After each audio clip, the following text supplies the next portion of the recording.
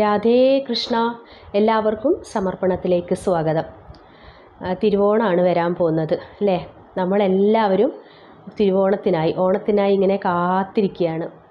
ലോകമെമ്പാടുമുള്ള എല്ലാ മലയാളികളും ശരിക്കും ജാതി മത ഭേദമന്യേ നമ്മൾ ആഘോഷിക്കുന്ന ഒരു വലിയൊരു ആഘോഷമാണ് ഓണം എന്ന് പറയുന്നത്. നമുക്ക് ആഘോഷങ്ങൾ ഒരുപാടുണ്ടാവും, പക്ഷേ ഓണത്തിനേക്കാളും വലുതായി മലയാളിക്കൊന്നുമില്ല.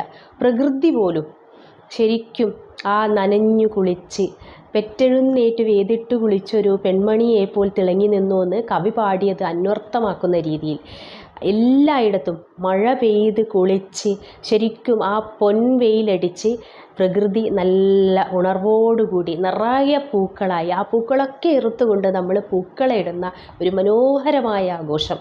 ശരിക്കും ലോകത്തിൽ ഇത്രയും നല്ലൊരു ആഘോഷം വേറെ എവിടെയില്ല എന്നാണ് എനിക്ക് തോന്നുന്നത്.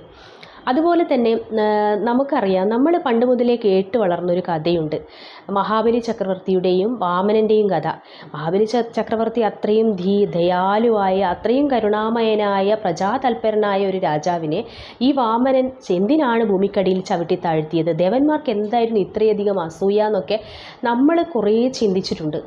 അതേപോലെ തന്നെ ഭഗവാന്റെ 5ാമത്തെ അവതാരം വാമനനാണ്. എന്നാൽ 6ാമത്തെ അവതാരമായ പരശുരാമനാണ് ഈ കേരളം സൃഷ്ടിക്കപ്പെട്ടത് എന്ന് പറയുന്നു. അപ്പം എങ്ങനെയാണ് കേരളം സൃഷ്ടിക്കപ്പെടുന്നതിന് മുൻപ് തന്നെ വാമന അവതാരമുണ്ടായി മഹാബലിയെ ചവിട്ടി താഴ്ത്തിയത് എന്ന് പലരും നമ്മളോട് ചോദിച്ചപ്പോൾ ഉത്തരം മുട്ടി നമ്മൾ പലരും നിന്നുപോയിട്ടുണ്ട്. അപ്പം ഇതിനൊക്കെയുള്ള ഉത്തരമായി, യുക്തിസഹജമായി, ഇതിഹാസ ചരിത്രവുമായി, എന്നാൽ ആനുകാലിക ചരിത്രവും പ്രസക്തിയുമായി നമുക്കൊന്ന് വെറുതെ ഒരു യാത്ര നടത്തി നോക്കിയാലോ, ഒരു അന്വേഷണം നടത്തി നോക്കിയാലോ. അപ്പം ഭഗവാന്റെ 5ാമത്തെ അവതാരവും 4ാമത്തെ അവതാരവും നരസിംഹ അവതാരവും വാമന അവതാരവും സംഭവിക്കുന്നത് ഒരേ കുടുംബത്തിൽ പെട്ട ആൾക്കാർക്ക് വേണ്ടിയിട്ടായിരുന്നു. അതായത് നരസിംഹ അവതാരം ഉണ്ടായത് പ്രഹ്ലാദന് വേണ്ടിയിട്ട്, ഹിരണ്യകശിപുവിൽ നിന്ന് പ്രഹ്ലാദനെ രക്ഷിക്കാൻ വേണ്ടി ഭഗവാൻ നരസിംഹ അവതാരം എടുത്ത്. അപ്പം നരസിംഹ അവതാരം എടുത്തപ്പോൾ ഭഗവാൻ പറഞ്ഞിട്ടുണ്ട്, നിൻ്റെ 7 തലമുറയിൽപ്പെട്ട എല്ലാവർക്കും ഞാൻ മോക്ഷം നൽകുന്നും പറഞ്ഞ് അനുഗ്രഹിച്ചിട്ടാണ് ഭഗവാൻ യാത്രയാവുന്നത്. ഒരൊറ്റയാൾക്ക് വേണ്ടി ഭഗവാന്റെ അവതാരം ഉണ്ടായത് ഒരൊറ്റ ആൾക്ക് വേണ്ടി മാത്രമാണെന്ന് നമുക്ക് ചിന്തിക്കുമ്പോൾ ആ കരുണാമയനായ ഭഗവാനെ നമുക്ക് എത്ര വാഴ്ത്തിയാലും ഭഗവാന്റെ ആ കാരുണ്യത്തെ നമുക്ക് വാക്കുകൾ കൊണ്ടൊരിക്കലും വർണ്ണിക്കാൻ സാധിക്കില്ല.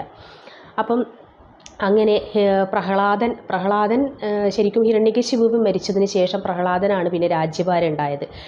അങ്ങനെ പ്രഹ്ലാദൻ ഭരിച്ചു. കുറേ കാലം കഴിഞ്ഞപ്പോൾ പ്രഹ്ലാദന് ശരിക്കും പറഞ്ഞാൽ ഭഗവാന്റെ ഭക്തനായതുകൊണ്ട് തന്നെ രാജ്യകാര്യങ്ങളിലൊന്നും ആയിരുന്നില്ല. ശരിക്കും പ്രഹ്ലാദൻ്റെ എല്ലാ ഒരു കാര്യങ്ങളൊക്കെ തന്നെ ഭഗവത് കാര്യങ്ങളുമായിട്ട് ആയതുകൊണ്ട് തന്നെ കുറേ വർഷങ്ങൾക്ക് ശേഷം വേഗം സന്യാസത്തിലേക്ക് നീങ്ങുകയാണ് ഉണ്ടായത്. പിന്നെ പ്രഹ്ലാദൻ്റെ പുത്രനായ വിരോചനനാണ് രാജ്യഭാരം ഏറ്റെടുത്തത്.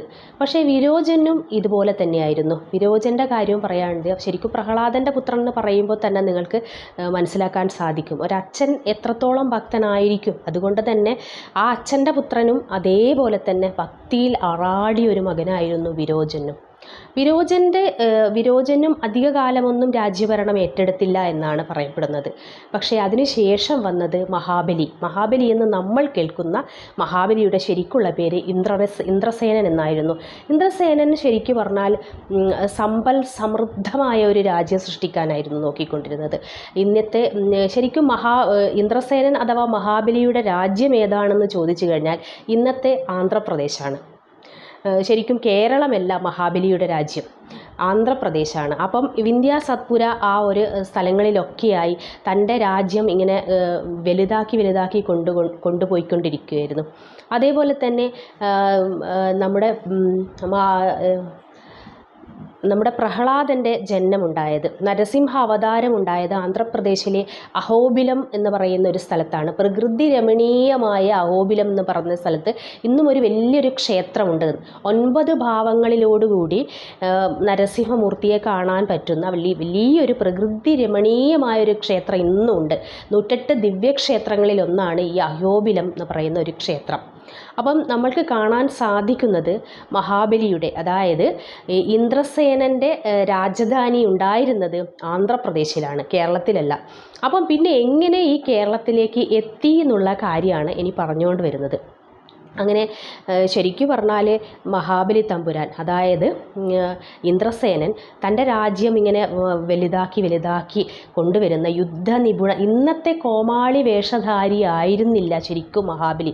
നമ്മൾ മനസ്സിലാക്കണം, ഒരു യുദ്ധനിപുണനായ, അത്രയും രാഷ്ട്രതന്ത്രജ്ഞനായ, ആയോധന കലയിൽ അഗ്രഗണ്യനായിരുന്ന ഒരു മനുഷ്യൻ ഒരു പയറുചാടി ഒരു കോമാളി ആയിരുന്നില്ല. വളരെ ആരോഗ്യ ദൃഢഗാത്രനായ ഒരു മനുഷ്യനായിരുന്നു. അതുകൊണ്ട് തന്നെ നമ്മളൊരിക്കലും ആ പരിഹാസ രൂപത്തിലുള്ള ആ കോമാളി രൂപത്തെ നമ്മളൊരിക്കലും അങ്ങനെ കാണിക്കരുത്. ശരിക്കും മഹാബലി തമ്പുരാൻ വളരെ ആരോഗ്യ ദൃഢഗാത്രനായ ഒരു മനുഷ്യനായിരുന്നു. അപ്പം തൻ്റെ രാജ്യം ഇങ്ങനെ വലുതാക്കി വലിയൊരു രാജ്യമാക്കിക്കൊണ്ടിരിക്കുന്ന സമയത്ത് ഈ ശരിക്കും ഭൂമിയും ഒക്കെ അങ്ങനെ വികസിപ്പിച്ച് അങ്ങ് ദേവലോകം വരെ പോയി, ദേവലോകം വരെ വർദ്ധിപ്പിക്കാൻ നോക്കിയ സമയത്ത് എന്താ സംഭവിച്ചത്? അങ്ങനെ ഇന്ദ്രസേൻ എന്ന് പറയുന്ന മഹാബലി തമ്പുരാൻ ശരിക്കും ദേവലോകത്തേക്ക് വരെ എത്തി. തൻ്റെ പടയും നയിച്ചങ്ങ് ദേവലോകം വരെ എത്തി. ദേവന്മാർക്ക് പോലും ശരിക്കും ആ ഒരു ഇന്ദ്രസേനൻ്റെ അഹങ്കാരവും ധാർഷ്ട്യവും ഒന്നും തന്നെ സഹിക്കാൻ പറ്റാതെ, ഇന്ദ്രന് പോലും തൻ്റെ പദവി നഷ്ടപ്പെടുമോ എന്നുള്ള പേടിയും നിമിത്തം അങ്ങനെ ദേവമാതാവ് ഭഗവാൻ വിഷ്ണുവിൻ്റെ അടുത്ത് ചെന്ന് അഭയം പ്രാപിക്കുകയും അങ്ങനെ വാമന അവതാരം ഉണ്ടാവുകയും ചെയ്തു. ശരിക്കും പറഞ്ഞാൽ വാമന അവതാരം എടുത്തിട്ട് ആ സമയത്ത് അശ്വമേധയാഗം എന്ന് പറഞ്ഞ വലിയൊരു യാഗം നടത്തുന്ന സ്ഥലത്തേക്കാണ് വാമനൻ ചെല്ലുന്നത്. ഒരു ബ്രാഹ്മണൻ, ഒരു കുട്ടി ബ്രാഹ്മണനായിട്ട്, വലിയ വളർച്ചയൊന്നുമില്ലാത്ത ഒരു വാമനനായിട്ട് മഹാബലിയുടെ അടുത്തേക്ക് ചെന്നു. അപ്പോൾ മഹാബലിയോട് ചോദിക്കുന്നത് 3 അടി മണ്ണിന് വേണ്ടിയിട്ടാണ്. പക്ഷേ മഹാബലി തമ്പുരാൻ ഇന്ദ്രസേനൻ എന്താ ചെയ്യുന്നതെന്ന് പറഞ്ഞു കഴിഞ്ഞാൽ, ഇനി തൻ്റെ അടുത്ത് വന്ന് ചോദിക്കുന്നത് പോലെ ഇനി വേറെ ഒരാളെടുത്ത് ചെന്നിട്ടും ദാനം ചോദിക്കാൻ ഇടവരുത്താത്ത അത്രയും ധനം താൻ നൽകും, അതുകൊണ്ട് എന്ത് വേണമെങ്കിലും ചോദിച്ചോളുന്നു. അത്രയും ദാനധർമ്മിഷ്ഠനായിരുന്ന ഒരു രാജാവായിരുന്നു.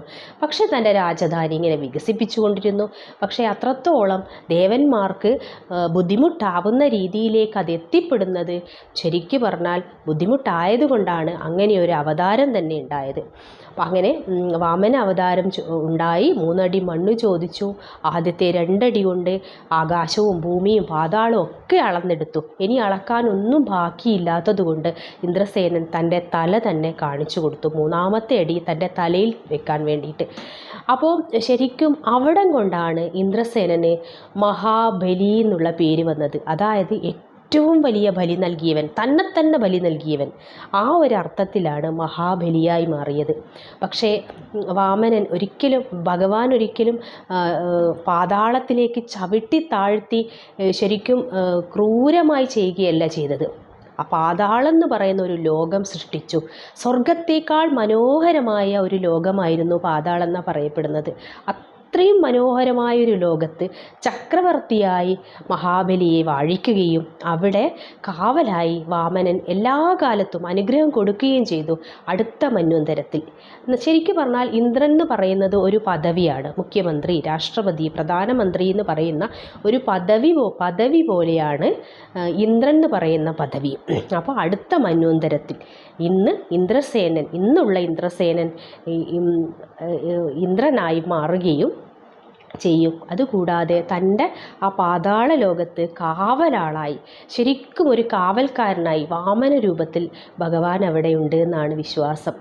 പിന്നെ അതുകൂടാതെ തൻ്റെ പ്രജകളെ കാണാൻ ചിങ്ങമാസത്തിലെ തിരുവോണ നാളിൽ എല്ലാ പ്രജകളെ കാണാൻ എത്താൻ ഉള്ള അനുഗ്രഹവും കൊടുത്തിട്ടാണ് ഭഗവാൻ അനുഗ്രഹിച്ചത്. അപ്പം നിങ്ങൾ ചിന്തിക്കും, ആന്ധ്രാപ്രദേശിൽ ഭഗവാൻ കൊടുത്ത ആ അവതാരം ചിങ്ങമാസത്തിൽ കാണാൻ, പ്രജകളെ കാണാൻ പിന്നെ എങ്ങനെയാണ് ഈ കേരളത്തിലേക്ക് എത്തുന്നത് എന്ന്. അപ്പം നമ്മുടെ പരശുരാമ അവതാരമുണ്ടായി. പരശുരാമ അവതാരം ഭഗവാന്റെ അവതാരങ്ങൾ എന്ന് പറയുന്നാൽ ഒരു ആവേശ അവതാരമാണ്. ശരിക്കും പറഞ്ഞാൽ തൻ്റെ അച്ഛനെ ജമദഗ്നി മഹർഷിയെ വധിച്ചതിലുള്ള തീരാത്ത പകയാൽ ഈ ഭാരതമൊട്ടാകെയുള്ള ക്ഷത്രിയന്മാരെ വധിക്കുകയാണ് ഉണ്ടായത്. അതിന് 10 വർഷത്തോളം മഹാദേവൻ്റെ അടുത്ത് പോയി എല്ലാ ആയോധന കലകളും പഠിച്ചു വന്ന് ഈ ക്ഷത്രിയന്മാരെ അതിക്രൂരമായി കൊന്നൊടുക്കിക്കൊണ്ടുള്ള ഈ യാത്രയായിരുന്നു. ആ യാത്രയ്ക്ക് അവസാനം ശരിക്കും പറഞ്ഞാൽ പരശുരാമന് മടുത്തു. ഇനി ഈ പാപം കഴുകിക്കളിയാൻ എന്താണ് വഴിയെന്ന് ചോദിച്ചറിഞ്ഞപ്പോൾ ബ്രാഹ്മണർക്ക് ഭൂമി നൽകാനാണ് പറഞ്ഞത്. അപ്പം ബ്രാഹ്മണർക്ക് ഭൂമി നൽകാൻ എന്ന് പറഞ്ഞാൽ ഒരു മുനിയുടെ പുത്രന്, ഒരു ബ്രാഹ്മണൻ ഒരിക്കലും ഇത്രയധികം ഭൂമിയൊന്നും ഉണ്ടാവില്ല. അതുകൊണ്ട് തന്നെ ശരിക്കും പറഞ്ഞാൽ തൻ്റെ പാശം മഴു എറിഞ്ഞ് വരുണൻ വഴിമാറിക്കൊടുക്കുകയും അവിടെ കേരളത്തെ സൃഷ്ടിക്കുകയാണ് ചെയ്തത്. അപ്പോൾ കേരളത്തെ സൃഷ്ടിച്ചപ്പോൾ ശരിക്കും പറഞ്ഞാൽ ഇവിടെ ഒരു വാസയോഗ്യമല്ലായിരുന്ന ഒരു മണ്ണായിരുന്നു എന്നാണ് പറയുന്നത്. തീരെ ശരിക്കും കടൽ വഴിമാറിപ്പോയ ഒരു മണ്ണ്, അവിടെ ശരിക്കും അമ്ലാംശം കൂടുതൽ, മലിനീകരണമായ വായു ഒക്കെ ഉണ്ടായിരുന്ന വല്ലാത്തൊരു അന്തരീക്ഷമായിരുന്നു ഉണ്ടായിരുന്നത്. ഇന്നും നമ്മുടെ ജിയോഗ്രഫിക്കലി നമ്മുടെ ഭൂമി കുഴിച്ചു നോക്കിക്കഴിഞ്ഞാൽ പല തരത്തിലുള്ള കടലിൻ്റെ അവശിഷ്ടങ്ങൾ, അതായത് കക്കകളൊക്കെ തന്നെ കാണാൻ സാധിക്കും. മലയോര പ്രദേശങ്ങളിൽ ഒഴികെ നമുക്ക് കിണർ കുഴിക്കുമ്പോഴും പല വിധത്തിലുള്ള ഖനനങ്ങൾ സംഭവിക്കുമ്പോൾ ഒരു കാലത്ത് ഇവിടെ കടൽ നിന്നിരുന്നതായിരുന്ന പല അവശിഷ്ടങ്ങളും നമുക്കിവിടെ കണ്ടെത്താൻ സാധിക്കും. അതുകൊണ്ട് തന്നെ ഇവിടെ ഒരിക്കൽ കടൽ വഴിമാറിപ്പോയിരിക്കാം എന്നത് തന്നെ നമുക്ക് അനുമാനിക്കാൻ സാധിക്കുകയുള്ളൂ. അങ്ങനെ പരശുരാമൻ ഇവിടത്തേക്ക് വന്ന് ഇവിടെ ശരിക്കും മലിനപൂരമായ ഒരു അന്തരീക്ഷം ഉണ്ടായിരുന്നത് കൊണ്ട് തന്നെ വിന്ധ്യ സത്പുര തുടങ്ങിയ സ്ഥലങ്ങളിൽ നിന്ന്, അതായത് മഹാബലിയുടെ രാജധാനി നിലനിന്നിരുന്ന ആ സ്ഥലങ്ങളിൽ നിന്നൊക്കെയുള്ള ബ്രാഹ്മണന്മാരെയാണ് ഇവിടത്തേക്ക് കൊണ്ടുവന്നത്. അവരിവിടത്തേക്ക് വരുന്നത് വഴി അവരുടെ ആചാരങ്ങളും അനുഷ്ഠാനങ്ങളും ഒക്കെ തന്നെ അവരിങ്ങോട്ടേക്ക് കൊണ്ടുവരികയാണ് ഉണ്ടായത്. അതുകൊണ്ട് തന്നെ അവരുടെ ഓണവും അവരുടെ മറ്റെല്ലാവിധ ആഘോഷങ്ങളും ആചാരങ്ങളും ഇവിടത്തേക്ക് എത്തിപ്പെടുകയും ചെയ്തു. ഇതുകൂടാതെ പരശുരാമനാൽ പ്രതിഷ്ഠിക്കപ്പെട്ട ഒരുപാട് ദുർഗാലയങ്ങളും ശിവക്ഷേത്രങ്ങളും ഇവിടെ ഉണ്ടാവുകയും ചെയ്തു. ഇതുകൂടാതെ വേറൊരു പ്രത്യേകതയും കൂടി നമുക്ക് കേരളത്തിന് കാണാൻ സാധിക്കും. എന്താണെന്ന് വെച്ച് കഴിഞ്ഞാൽ നമുക്ക് വേറെ എവിടെയും ഇത്രയും നാഗാരാധന കാണാൻ സാധിച്ചിട്ടില്ല. ഭാരതത്തിൽ കേരളത്തിൽ കാവുകളിലും പണ്ടുള്ള എല്ലാ തറവാടുകളിലൊക്കെ നാഗാരാധനയുണ്ട്, നിങ്ങൾക്ക് ശ്രദ്ധിച്ചാൽ കാണാൻ സാധിക്കും. പക്ഷെ ഇത്രത്തോളം നാഗാരാധന വേറെ എവിടെയും ഇത്രയും കാണാൻ സാധിക്കുന്നില്ല. അതിനൊരു കാരണമുണ്ട്. ഇത്രയും വിഷപങ്കിലമായ ഒരു അന്തരീക്ഷത്തിൽ ബ്രാഹ്മണന്മാർക്ക് നിൽക്കാൻ സാധിക്കുന്നുണ്ടായിരുന്നില്ല. അതുകൊണ്ട് തന്നെ ഇവിടെ നിന്ന് പോവാൻ തുടങ്ങിയ സമയത്ത് പരശുരാമൻ വാസുകിയെ പ്രത്യക്ഷപ്പെടുത്തിയിട്ട് വരം ചോദിച്ചപ്പോൾ പറഞ്ഞു, നാഗങ്ങളെ പ്രീതിപ്പെടുത്തി കഴിഞ്ഞാൽ ഇവിടെ വാസയോഗ്യമായ ഒരു മണ്ണായിത്തീരുന്നു. അത് സയൻറ്റിഫിക്കലി അതിനൊരു കാരണം കൂടിയുണ്ട്. നമ്മുടെ ഈ പാമ്പുകൾക്ക്, അതായത് നാഗങ്ങൾക്ക് അന്തരീക്ഷത്തിലുള്ള വായുവിൽ നിന്ന് വിഷം വലിച്ചെടുത്ത് അവരുടെ വിഷസഞ്ചിയിലുള്ള ആ വിഷം അവർ അന്തരീക്ഷത്തിലെ വായുവിൽ നിന്നുള്ള വിഷമാണ് വലിച്ചെടുക്കുന്നത്. അപ്പം സയൻറ്റിഫിക്കലിയും അത് പ്രൂവണായി വരികയാണ് ചെയ്യുന്നത്, പ്രൂവ് ചെയ്യുകയാണ് ചെയ്യുന്നത്. അപ്പം ഇതൊക്കെ ഇങ്ങനെയൊക്കെ എല്ലാ തരത്തിലും കണക്റ്റഡ് ആയിട്ടാണ് നമ്മുടെ കേരളം. അപ്പം ആ ആന്ധ്രാപ്രദേശിലുള്ള ബ്രാഹ്മണ മേധാവിത്വമായിരുന്നു ഇവിടെ ഒരു കാലം വരെ. ശരിക്കും ഇവിടത്തേക്ക് കൂടുതൽ ഏറ്റവും വലിയ ജന്മികളും പ്രബലന്മാരായിരുന്നത് ബ്രാഹ്മണന്മാരായിരുന്നു എന്ന് നിങ്ങൾക്ക് കാണാൻ സാധിക്കും. അപ്പോൾ അവരുടെ ആ ഒരു രീതികളും ആചാരങ്ങളൊക്കെ തന്നെ പിന്നീട് വന്ന ആൾക്കാരിലൊക്കെ തന്നെ അത് എത്തിപ്പെടുകയാണ് ഉണ്ടായത്. അതുകൊണ്ട് തന്നെ കേരളത്തിലെ ജനത എന്ന് പറയുന്നത് മധ്യഭാരതത്തിലുള്ള വെളുത്ത ആൾക്കാരെ പോലെയും ഉത്തരപൂർവ്വ ഭാഗത്തിലുള്ള ഇരുണ്ട ആൾക്കാരുടെയും ഒരു സമ്മിശ്രമായിട്ടുള്ള ഒരു ഇതാണ് നമുക്കിവിടെ കാണാൻ സാധിക്കുന്നത്. നമ്മുടെ ഇവിടെയുള്ള കേരളത്തിലുള്ള ആൾക്കാർ ആ ഒരു രീതിയിലാണുള്ളത്, പല സ്ഥലങ്ങളിൽ നിന്ന് വന്നു ചേർന്നവർ. പ്രത്യേകിച്ച് നമുക്കിവിടെ ഓണ ആചാരങ്ങളൊക്കെ ഇങ്ങനെയാണ് വന്നു ചേർന്നിരിക്കുന്നത്. അപ്പം ഇപ്പോൾ തന്നെ ഏകദേശം എല്ലാവർക്കും മനസ്സിലായി കാണും നമ്മുടെ കേരളത്തിൽ എങ്ങനെ 5ാമത്തെ അവതാരവും 4ാമത്തെ അവതാരവും ഒക്കെ എങ്ങനെ മിക്സ് ചെയ്ത്, ഇവിടെ എങ്ങനെ 6ാമത്തെ അവതാരമൊക്കെ മിക്സ് ചെയ്ത് നമുക്ക് എങ്ങനെ കഥ പറഞ്ഞു കൊടുക്കാം, കാര്യങ്ങൾ നമുക്ക് വൃത്തിയായി എല്ലാ കാര്യങ്ങളും നമ്മുടെ പുരാണങ്ങളിലും വേദങ്ങളിലും ഇതിഹാസങ്ങളിലും ഒക്കെ പറഞ്ഞത് സയൻസാണ്, പൂർണ്ണമായ സയൻസാണ്. ഒന്നിനും ഒരു വാക്ക് പോലും ഒരക്ഷരം പോലും ഒന്നും അർത്ഥമില്ലാത്തതായി ഒന്നുമില്ല. എല്ലാത്തിനും അടിസ്ഥാനമായ ഒരു അർത്ഥമുണ്ട് എന്ന് നമുക്ക് കാണാൻ സാധിക്കും. ഒന്നും വെറും മിഥ്യകളായ വെറും ഒരു കഥകൾ മാത്രമല്ല. പക്ഷേ കഥകൾ എന്തിനാ പറയുന്നത്? ആൾക്കാർക്ക് ഇഷ്ടം വരാൻ, നമുക്കൊരു രീതിയിലൂടെ പറഞ്ഞു കൊണ്ടുവന്നാൽ മാത്രമേ ആൾക്കാരുടെ മനസ്സിലേക്ക് അതെത്തും എന്നുള്ളത് കൊണ്ടാണ് നമുക്ക് കഥാരൂപേണ ഓരോ കാര്യങ്ങളും നമുക്ക് പറഞ്ഞു തന്നത്, നമ്മൾ മനുഷ്യൻ നന്നാവാൻ വേണ്ടി. അപ്പോൾ ശരിക്കും പറഞ്ഞാൽ ഓണം എന്ന് പറഞ്ഞാൽ ഈ കണ്ട കഥകളും കാര്യങ്ങളും ഒക്കെ ആണെങ്കിലും നമുക്ക് ഓണം എന്ന് പറഞ്ഞാൽ ഇതിനേക്കാളും വലിയ ആഘോഷമില്ല. എല്ലാവരും ഓണത്തിന് പുതിയ പുതിയ ഡ്രസ്സും പൂക്കളമൊക്കെ ഇട്ട് സദ്യയൊക്കെ ഉണ്ട്. വളരെ മനോഹരമായ ഇനിയുള്ള തലമുറയ്ക്കും നല്ല രീതിയിൽ നമുക്ക് എല്ലാവർക്കും കഥ പറഞ്ഞു കൊടുക്കാനും വളരെ ശാസ്ത്രീയപരമായി നല്ല രീതിയിൽ നമുക്ക് നമ്മുടെ അടുത്ത തലമുറയെ വാർത്തെടുക്കാനും ഓരോ അമ്മമാർക്കും ഓരോ അച്ഛന്മാർക്കും ഓരോ മുത്തശ്ശിമാർക്കും മുത്തശ്ശനും അങ്ങനെ എല്ലാവർക്കും സാധിക്കട്ടെ. അങ്ങനെ എല്ലാവർക്കും ഒരു വലിയ തിരുവോണാശംസകൾ. സർവം രാധാകൃഷ്ണാർപ്പണമസ്തു. ജയ്